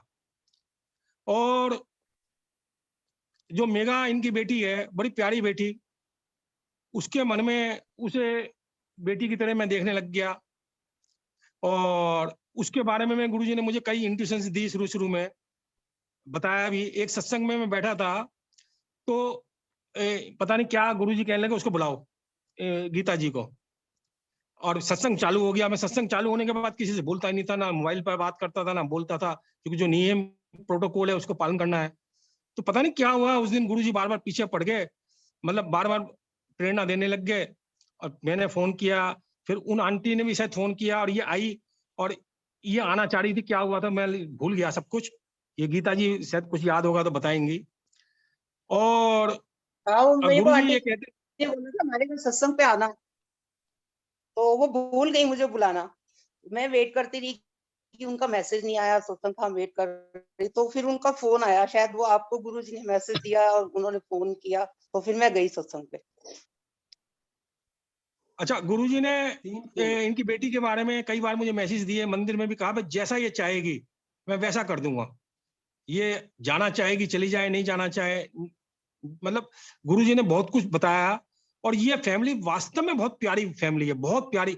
और जो मेघा की बेटी है वो तो बहुत बच्चा है, 4-5 साल 6 साल का होगा। उसका जुड़ाव तो मैं कह नहीं सकता, इतना जुड़ाव वो तो गुरुजी के लिए मतलब ऐसे दीवानी है, दीवानी से भी दीवानी। तो इन बच्चों का तो बहुत अति उत्तम कल्याण है, मैं कह नहीं सकता। और मेघा का जन्मदिन 10 अगस्त को पड़ता है, मेरा 3 अगस्त को पड़ता है, तो मुझे तो उस बच्चे से बहुत प्यार है। वो अब यूएसए में है और ये देवी माँ के बहुत सच्चे भक्त हैं। और गीता जी सचमुच में शंकर भोले के पास हर मंडे को मंदिर जाया करती थी, अब पता नहीं जा रही है नहीं जा रही है। और मेघा का एक बार मुझे याद है कि जैसे अब तो प्रॉब्लम वो थी, अलग थोड़ी हो बहुत गई। चल रही थी, तो एक अंकल है, सैगल अंकल, हमारे यहाँ 2003 से शायद गुरुजी से जुड़े थे, तो वो हाथ देखते थे। तो उन्होंने एक सलाडू अंकल के यहाँ कुछ प्रॉब्लम, उसका हाथ देखने लग गए दोबारा। मुझे बड़ा गुस्सा आया उस वक्त, मैं माफी चाहूंगा, आज मैं बोल रहा हूँ, मैंने कभी बोला नहीं है, क्योंकि वो 84-85 ईयर्स के अंकल हैं। तो मैंने कहा गुरुजी ने तो ज्योतिष शास्त्र के लिए बिल्कुल मना कर दिया, ना हाथ देखने, ना अंगूठी पहननी, और मैं भी सब यात्रा करके निकला हुआ हूँ। तो वो देखने लग गए, तो मैंने मेघा को समझाया, मैंने वो फिर थोड़ी सी उनसे इन्फ्लुएंस थी, क्योंकि बहुत अच्छी संगत थी वो। तो मैंने मेघा को बाद में समझाया, मैंने कहा बेटे तुझे किसी ज्योतिष के पास नहीं जाना, नहीं तो वही कार्यक्रम फिर चलने लगता है, गुरु महाराज पीछे हट जाते हैं। तुम्हें किसी का पालन नहीं करना, चाहे मैं कहूँ, चाहे वो सैगल अंकल कहें, चाहे तुम्हारे मम्मी पापा कहें, चाहे दुनिया की कोई जना कहे। गुरुजी ने मना कर दिया तो मना कर दिया। हमें गुरुजी के वचन मानने हैं 100%। गुरु कहने से कल्याण नहीं है, गुरु के वचन मानने से कल्याण है। और बस शुक्राना करूंगा मैं गुरु संगत का, प्रवीण जी का। आज इन्होंने इतना बढ़िया सत्संग सुनाया। इनके सत्संग तो बहुत हैं, गीता जी के। गीता जी, एक वो आपका मैं भूल रहा हूँ, मैंने ढंग से आज सुन पाया नहीं, क्योंकि आपकी आवाजें बहुत कट रही थी। जो आपका यूएस में घर का हो नहीं रहा था, वो कैसे गुरुजी ने सामान भिजवाया, एक वो दिन में कैसे भिजवाया, वो नहीं सुनाया तो सुना हाँ, दीजिए जरा। गुरुजी का वो ऐसे था कि गुरुजी ने एक बार, मेगा दीदी ने ना, मेगा आंटी ने, वो अपना सारा सामान भी फ्लैट में जाने से पहले, फर्नीचर वगैरह जो भी सामान चाहिए होता है, टीवी हो गया, बेड हो गए, तो उसने सारे एक स्टोर से ऑनलाइन ही बुक कर लिए थे। तो वो लोग ना ऐसे फ्री डिलीवरी नहीं करते हैं, चार्ज करते हैं। तो वहां तो बहुत प्रोफेशनल है, तो वैसे भी जानते नहीं हम किसी को, तो कह भी नहीं सकते, तो वो अपने आप ही कहते हैं ऐसा करो आप ना इसको पिकअप में मत डालो, मैं ना अपने आप आपका सामान भिजवा दूंगा। तो मैं तो बड़ी हैरान होगी, कह रही मम्मा वो तो ऐसे कह रहे हैं और हमें जानते भी नहीं, और स्टोर वाले मुझे कह रहे हैं हम तुम्हारा सामान अपने आप डिलीवर करा देंगे। मैं कहा गुरुजी अब पता है ना, नए नए आए हैं, हमारे पास इतने डॉलर नहीं है, तो गुरुजी कहीं ना कहीं से तो करवाएंगे ही। तो फिर हमने ना फ्राइडे को शिफ्ट होना था, तो कहता फ्राइडे तो मेरा कोई ट्रक जाता नहीं है, वो तो दूर वाली डिलीवरी करता है, तो मैं तो सैटरडे और संडे ही कर पाऊंगा। तो हमने कहा कोई नहीं, एक दिन हम कारपेट पे सो जाएंगे, थोड़ी बहुत हमारे पास बिस्तर हैं, देखी जाएगी, सैटरडे तक तो आ ही जाएगा। तो करते करते उस तरह फोन आता है फ्राइडे मॉर्निंग कि मैम ऐसा है, मेरे को आज पहली बार ऐसा हुआ है कि मेरे को कोई फ्राइडे की डिलीवरी नहीं मिली, तो मैं आपका सामान ना फ्राइडे को पहुंचा दूंगा, आप कितने बजे आ रहे हो? उसने कहा हम 3-4 बजे के करीब आएंगे। हम अभी वहां पहुंचे, अपना सामान उतार रहे, वो ट्रक पहले ही खड़ा हुआ, हमारी वेट कर रहा। ऐसे ही हमने चाबी ली लीजिंग ऑफिस से, जैसे ही घर खोला, हम बाद में घुसे, सामान पहले घुसा, टीवी वाला भी आ गया, और केबल वाला भी, वो जो वाईफाई वाला भी आ गया, सामान भी आ गया, सारा घर, और वो सामान अंदर लगा के भी गए, नहीं तो वहां ऐसे सामान छोड़ के चले जाते हैं, ऐसे कोई लेबर वर्क नहीं करते हैं। उन्होंने अंदर सामान भी लगा दिया, और सारा घर सेट, 1 घंटे के अंदर हमारा घर सेट हो गया। फिर हमने सत्संग भी कर लिया गुरु जी का, 8 बजे के करीब हलवा प्रसाद भी बना लिया, गुरु जी का सत्संग भी कर लिया, और सामान भी सेट हो गया। तो गुरु जी ने कहा कि जब मैं आ रहा हूँ, मेरा सत्संग हो रहा है, तो तुम मेरे बच्चे ऐसे कैसे सोएंगे? गुरु जी का स्वरूप सबसे पहले लगाया हमने, लेके गए थे यहाँ से हम। जैसे गुरु जी का स्वरूप लगा, गुरु जी आए, तो सारा सामान भी आ गया, पूरा घर भी सेट हो गया, और बिल्कुल लग ही नहीं रहा था कि हम आ जाए। हमारे नेबर आए, कहते आप तो भी आए हो, आपका घर तो लग नहीं रहा। तो मैंने कहा हमारे गुरु जी साथ आए हैं, तो वो तो खैर गुरु जी को नहीं जानते थे, हालांकि वो सरदार फैमिली थी। तो मैंने कहा हमारे गुरु जी साथ आए हैं, तो फिर हमारे को परेशान थोड़ी होने देंगे। तो पूरा घर हमारा, तो कोई मान ही नहीं सकता कि हम भी आए। हर तरफ गुरु जी ने हमारा हाथ पकड़ा, बाहर भी इतनी दूर, 7 समुंदर पार भी हमें अकेला नहीं फील करने दिया, बिल्कुल हेल्पलेस नहीं फील करने दिया। भाई हम क्या करें, कैसे करें? तो हम दोनों सीनियर सिटीजन थे, कोई, और बेटी भी हमारी अपना काम देखे, हमें देखे, कैसे देखे, सब करवा दिया हमने। तो गुरु जी के शुक्राने तो इतने हैं कि मैं मतलब बता नहीं सकती, है कोई भी नहीं बता सकता, पर मैं तो अपने उससे कहती हूँ कि हर वक्त शुक्राना ही। मैं तो उठती भी हूँ, सोती भी हूँ, कहीं जाती भी हूँ, बैठती हूँ, शुक्राना ही शुक्राना। कई बार मेरी बेटी कहती क्या आप हर कुछ शुक्राना शुक्राना, मैंने कहा हमारी लाइफ में और कुछ है ही नहीं, शुक्राना ही तो है, शुक्राने के अलावा क्या है? गुरु जी हैं तो हम हैं, गुरु जी की ब्लेसिंग्स हैं तो हम हैं। बस गुरु जी सब पर मेहर करो, ऐसे ही मौका और देते रहना, हम सत्संग, गुरु आपकी जी ब्लेसिंग्स जय हम गुरु अपने जी गुरु जी का जय गुणगान करते रहे। एक उनकी एक मिनट और जी, प्रवीण जी, गुरु वो जी। जो फ्रेगनेस वाला था आपकी छोटी बेटी का, वो जरा सुनाइए, कैसे वो फ्रेगनेस का जो मानती नहीं थी छोटी बेटी, फ्रेगनेस वाला, प्रवीण जी। हाँ जी, हाँ जी। जय फ्रेगनेस वाला जय जो छोटी गुरु बेटी जी, नहीं मानती वो संगत जी। दादा। हाँ, जय गुरु जी मुझे लग अंकल। रहा है शशि गई आंटी का हैंड आ रहा है, शायद वो कुछ सत्संग सुनाना चाह रही है। एक बार शशि गई आंटी से पूछे जरा, मैं सुनाता हूँ वो सत्संग। जय गुरु जी। शशि आंटी, शशि over गई to you, आंटी। शशि। जय Over to you, गुरु शशि। जी, जय गुरु जी संगत जी, जय गुरु जी अंकल और जय गुरु। सारी संगत को बहुत बहुत बहुत बड़ा जय गुरु जी और गुरु जी को प्रणाम। इतनी प्यारी संगत के दर्शन कराने का और उनके सत्संग सुनाने का। और जो मैं हैंड रेस तो बड़े दिनों से खैर पहले भी कर रही थी, बट गुरु जी की मर्जी होती है ना, उनकी मर्जी के बिना तो पत्ता भी नहीं हिल सकता। तो मैं अपना जो सत्संग शेयर करना चाह रही थी इस टाइम पे, वो कपूर अंकल की बेटी मेघा से रिलेटेड ही है। भी गुरुजी कैसे कैसे मैसेज देते हैं, कैसे कैसे गुरुजी मतलब सबके मन की बात सुनते हैं। जब गुरुजी आंटी वगैरह अंकल वगैरह कहीं भी सत्संग में मिलते थे तो इतना अपने वैसे संगत सारी इतनी प्यारी है, पूरी संगत परिवार इतना प्यारा है, ऐसे लगता है कि हमारा अपना परिवार है। तो गुरुजी ने जो मुझे इनके मेघा आंटी के रिलेटेड भी वो मैसेज दिए, एकदम से मैं इतनी हिल गई थी उस टाइम पे। मेरे को ये लगता था कि मतलब जब तक जुड़े ही थे जस्ट, तो ये लगता था कि गुरुजी आपको मैसेज दे रहे हो तो वो मतलब आगे मैं कैसे कन्वे करूं उनको या कैसे बताऊं उनको, तो ये चीज मन में आती थी। तो आंटी ने मुझे, हालांकि उस टाइम पे मेघा आंटी से रिलेटेड कोई भी बात ऐसे नहीं बताई थी, बट हाँ सत्संग में मिले थे 2012 आंटी को देखा, अंकल से मिले। तो अंकल गुरुजी के बाद में बैठी हुई एक दिन अपने घर में दरबार में गुरुजी के सामने, तो गुरुजी मुझे ऐसे मेघा आंटी के लिए मतलब इतना स्ट्रांगली मैसेज दे रहे हैं कि मेघा आंटी नु बोल कि वो मतलब सोल्जर है। जैसे कितना बॉर्डर पे वो सोल्जर खड़ा होता है और वो जीत के आता है, और वो ये उसको ये बोल वो सोल्जर है, उसको अपनी लाइफ में हारना नहीं है, उसको जीतना है क्योंकि मैं उसके साथ हूँ। तो इतना स्ट्रांगली था। तो मैं आंटी के घर सत्संग में गई तो वहां मुझे मेघा आंटी मिली, तो मैंने आंटी को बताया ऐसे, कपूर आंटी को भी बताया कि भी ऐसे ऐसे मुझे गुरुजी आप टेंशन नहीं लेना, क्योंकि मुझे ये लगा कि सबके सामने, मुझे ये लगता था तब तक इतना नहीं पता था, तो बट मुझे ये लगा कि सबके सामने ये बात मैं कैसे शेयर करूं। तो एक बार हल्का सा मुझे कपूर आंटी ने, मिसेस कपूर आंटी ने बोला था, गीता आंटी ने, कि मेघा की रिलेटेड थोड़ी सी हिंट मिला था मुझे, तो मुझे ये लगा कि सारी संगत के सामने ये मैसेज ना देके, तो मैंने मेघा आंटी को उनके ही घर में मतलब अलग से रूम में बुलाया मेघा आंटी को। आंटी मुझे आपको कोई मैसेज देना, बहुत स्ट्रॉन्ग मैसेज है वो, और वो कहाँ तक कैसे है वो गुरुजी को पता है, क्या ब्लेस करना चाहता है वो भी गुरुजी को ही पता है। तो जब मेघा आंटी को मैंने वो सत्संग सुनाया अपना, तो मेघा आंटी खुद ही मतलब लिटरली इतना ज्यादा मतलब ब्लेस फील कर रही थी और इतना वो कर रही थी कि मतलब सच में मतलब गुरुजी कैसे कैसे मैसेज देते, क्योंकि वो उनको स्ट्रॉन्ग कर रहे थे, क्योंकि वीक हो रही थी वो अपनी लाइफ से लेकर, अपनी बेबी को लेकर, उनकी बेटी थी उनको लेकर, अपनी मम्मी पापा को लेकर, कि मतलब मेरी वजह से इतनी सारी प्रॉब्लम्स हैं, या मेरी मम्मी पापा मेरी वजह से इतनी टेंशन में रहते हैं।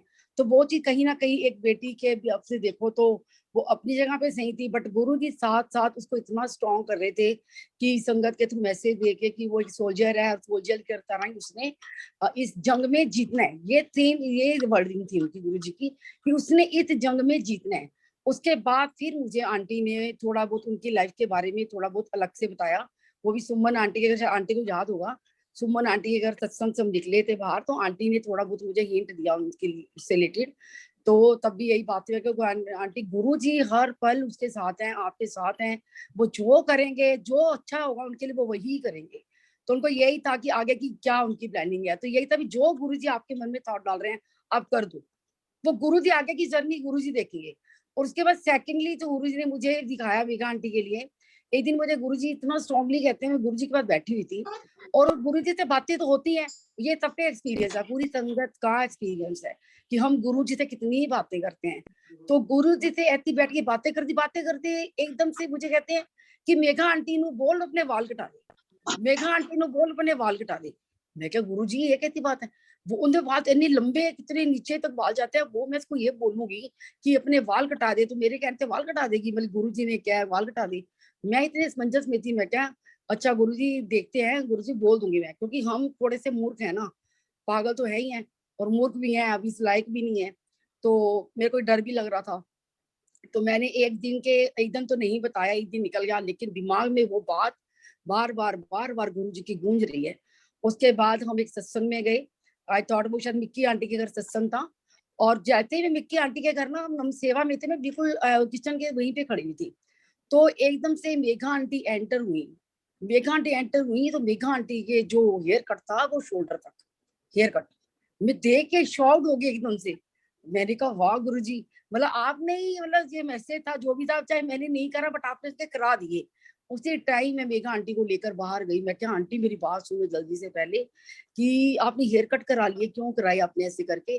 तो मैं कहा ये पता है किसकी मर्जी से हुए हैं? कहती हैं किसकी मर्जी से हुए हैं? क्या मैं कहा गुरु जी की मर्जी से हुए हैं आपके हेयर कट, क्योंकि गुरुजी ये कहते थे कि बड़ी थोड़ा नया लुक लगे उसको, एक जीवन में नई चाह, जीने की उमंग, वो चीजें एक नयापन लाना चाहते थे उसकी लाइफ में, कि वो पुरानी वो जो है उससे हटा के नई उसमें जा रही है। तो गुरुजी ने कहती हैं देख आंटी, एक आप पहली संगत मुझे मिले हो कि जिन्होंने ये बोला है कि आप इतने खुश हो आप मेरी हेयर कट देख के। अदरवाइज पूरी संगत ने जो भी मुझे देखता है सबने यही बोला कि आंटी आप ने हेयर कट क्यों करा दिए, इतने लंबे बाल थे आपके, क्यों करा दिए? फिर मेघा आंटी इतनी खुश, अच्छा जी, ये तो मतलब गुरु जी की ब्लेसिंग हुई ना बहुत बड़ी, कि गुरु जी ने जो मुझे बोला, मुझे मैसेज दिया, तो वही गुरु जी ने उनका करके दिखा भी दिया मुझे। अब गुरु जी के तरीके हैं ब्लेस करने के, वो किस तरीके से कैसे क्या ब्लेस कर रहे हैं, क्या उनकी लाइफ में वो तो अब आंटी ने सारी तथ्य शेयर कर ही दिया कि गुरु जी ने कितनी कितनी कृपा, कितनी मेहर करी है उनकी फैमिली पे। मतलब सच में गुरु जी का तो कहते हैं ना कि तहे दिल से शुक्राना कितना भी करे उतना कम है। और दूसरा अंकल, मैं एक छोटा सा तथ्य शेयर कर लूं अपना, मेरा बड़ा मन कर रहा है। वासन अंकल, शशि आंटी, आपको मैं कल परसों 1 घंटा का चांस दे देता हूँ। अभी थोड़ा सा समय को देखते हुए थोड़ा सा हमको कंक्लूड करना है। और टू यू सोनिया आंटी, जय गुरु जी, बहुत बहुत धन्यवाद आपका, बहुत बहुत धन्यवाद आपका गीता आंटी, प्रवीण अंकल, जय बहुत गुरु बहुत जी आंटी। अविनाश अंकल। और टू यू सोनिया आंटी, शुक्राना शुक्राना जय गुरु जी आंटी, शुक्राना। शुक्राना जय भजन के गुरु लिए। जी, जय गुरु जी, जय गुरु जी, शुक्राना गुरु जी महाराज। गुरु जी आप पर हमेशा ब्लेसिंग देते रहें, और गुरु जी देते आए हैं, उन्होंने अपना दिखाया है आप पूरी फैमिली के लिए, परिवार के लिए। गुरु जी ने हर पल आपका हाथ पकड़ा हुआ है, कभी नहीं छोड़ा। जो आप कहते तो कि कभी ना बाँह छड़ी कि ऐसा रुल जाना सी, तो ये सच में तभी गुरु जी हमेशा कहते थे कि गुरु जी ने कभी भी ये नहीं बोला कि आप, उन्होंने हमेशा शब्द बानी सुनने के लिए बोला, क्योंकि उसमें ही हमारे सारे सवालों के जवाब हैं। तो गुरुजी हमेशा यही बोलते थे कि शब्द बानी सुनोगे आपको अपने सवालों के जवाब मिलेंगे। तो बस गुरुजी का शुक्राना ही करते चले जाएंगे। कहते ना एक नाम गुरु को मंगले सारे सुख मिल जाएंगे। तो गुरुजी को हमने अपने आप को समर्पित कर देंगे, तो गुरुजी अपने आप ही सारे सुखों को हम सबकी झोली में डालेंगे। तो शुक्राना गुरुजी महाराज का। भगवान गुरुजी आप सब पर अपनी ब्लेसिंग बनाए रखें, पूरे गुरु परिवार जी पर। Thank you. Over to you Suresh watchman uncle. जय गुरु जी। Over to you Aman uncle.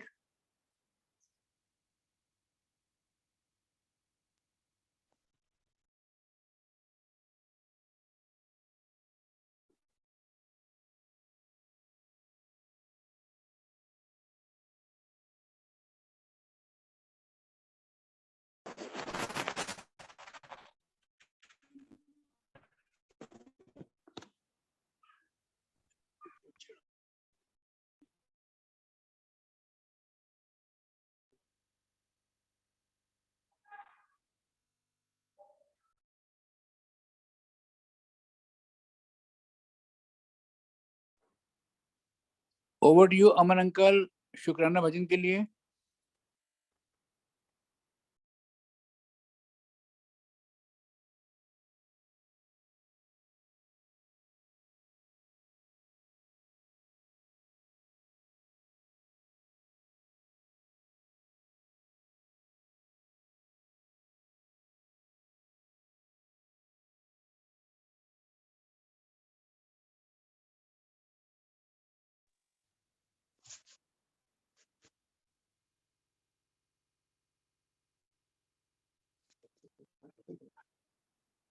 हाँ बोलो क्या?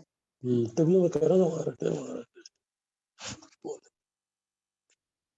वो लेकर आए।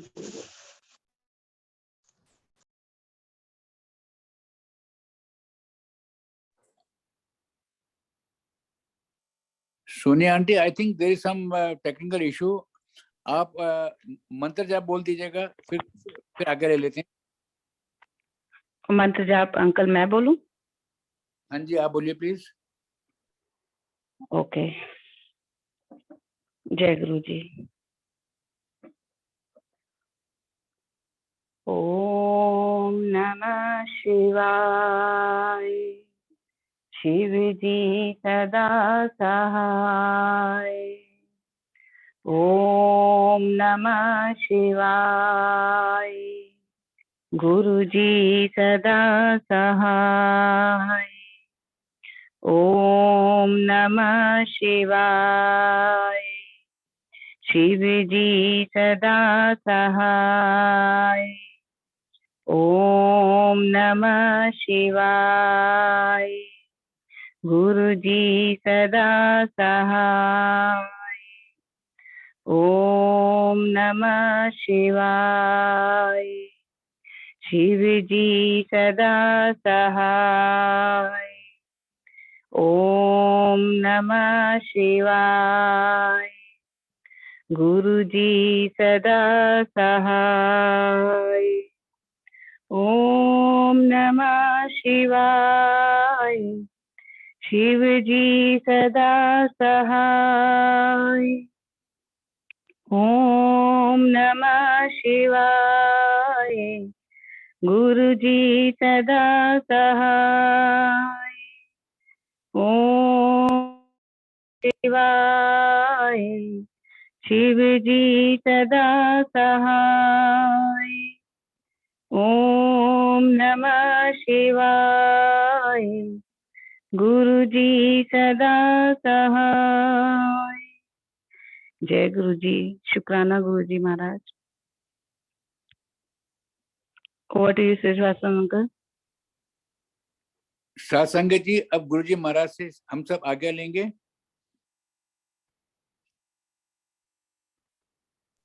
जय गुरु जी। शुक्राना गुरु जी। सर्वत का भला आज्ञा गुरु जी, सर्वदा भला देना गुरु जी। सब जीव जंतुओं को खुश करना गुरु जी। जी, शुक्राना। जय गुरु जी। शुक्राना गुरु जी। आज्ञा गुरु जी। शुक्राना जय महाराज। गुरु जी। शुक्राना गुरु जी। जय गुरु जी। आज्ञा गुरु जी। जय गुरु जी। शुक्राना गुरु जी। आज्ञा आज्ञा गुरु गुरु जी। जी। जय गुरु जी। शुक्राना। शुक्राना गुरु जी। आज्ञा गुरु जी। जय गुरु जी। शुक्राना गुरु जी। आज्ञा गुरु जी। जय गुरु जी। शुक्राना गुरु जी। आज्ञा गुरु जी।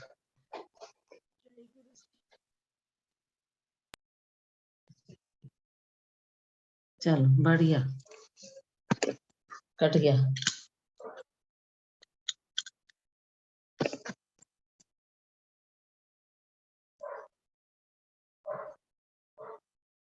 तो अर्पित तो बहुत ज्यादा वो हो रहा होगा ना? क्या अर्पित ज्यादा वो कर रहा होगा ना? क्या ड्रामे? नहीं, कलप रहा होगा। सौरभ सोमांटी की बात? हाँ, बहुत गुस्सा था।